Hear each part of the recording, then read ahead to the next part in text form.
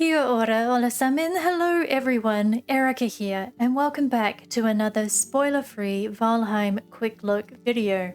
Today we'll be covering the mechanical changes coming in the HILDIR'S request patch, currently on the public test branch. First and foremost, the upcoming world modifiers. We now have difficulty presets and sliders, from super casual to super gnarly and all super adjustable. These can be set and adjusted anytime you load into a world, so you can change from casual to hardcore and back again just by logging in.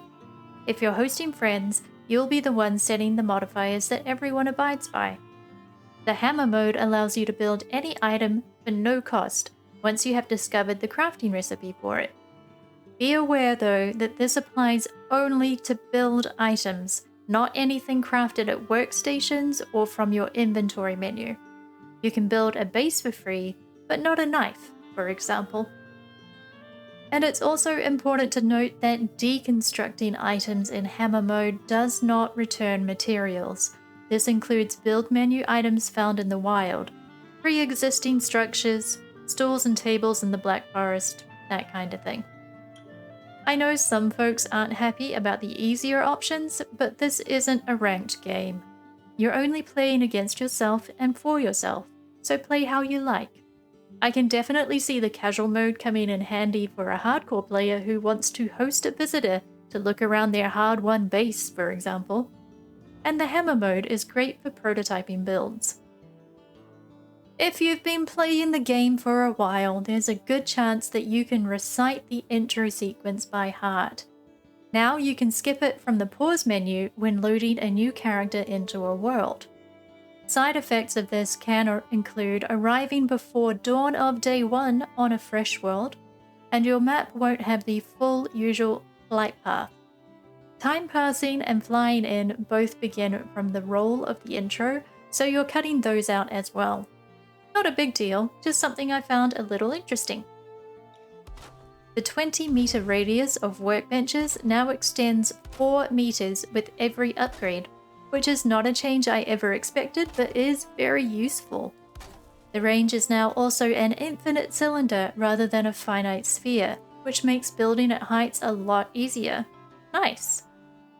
Speaking of building, we're also getting some great adjustments to snap points. It can take a bit to get used to these, but if you check your key hints in the bottom right, you'll now see snapping options. On the keyboard, these are toggled by Q and E by default. Toggling these will automatically attempt to snap pieces in a clockwise sort of manner, and you can toggle the next snap point by cycling through. This is great for building bridges especially, as one example, or for snapping poles down into water. Also just generally very helpful to those of us with shaky hands. Another much desired quality of life improvement is the ability to hot drop into chests. The keyboard default for this is left shift plus E, adding anything in your inventory to existing stacks. You can also open a container and use the place stacks button. Simple and effective. I'm really happy with this one. It's not quite smarter containers, but super useful. There have been a bunch of effects improvements, including how smoke behaves, but one of my favorites is the update to the Surtling Core fireworks. If you didn't already know, you can use Surtling Cores from your hotbar on any fire source, and they'll launch into the sky before exploding. And we can now throw black cores and thunderstones into fires as well. Try them out and let me know which of those 3 is your favorite.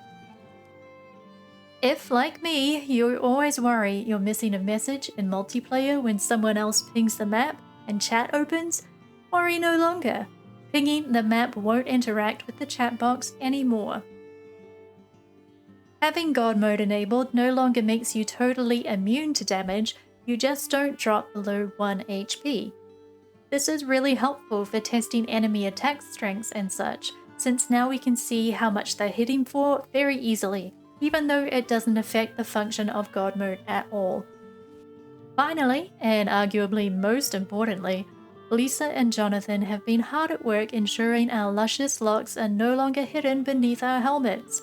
Beards and hair are now visible, for the most part, even when you're fully kitted out, ready to bash some skulls in. We've been waiting for this fix for a while, and it's good to have it in-game. As always, there are more patch notes to go through, some new and improved dev commands here, some save management fixes there, which you can read on the Steam page or Valheim's website. But we've covered the bulk of the bigger new changes without spoiling Hildir's side of things for those wanting to discover her mystery for themselves. Which of these is going to be the most useful for you? I'm a big fan of both the chest stacking and new snapping functions. Those are going to make my life a lot easier. One thing I haven't covered is this, the toggle run function that has also been added because I couldn't figure out how to do it.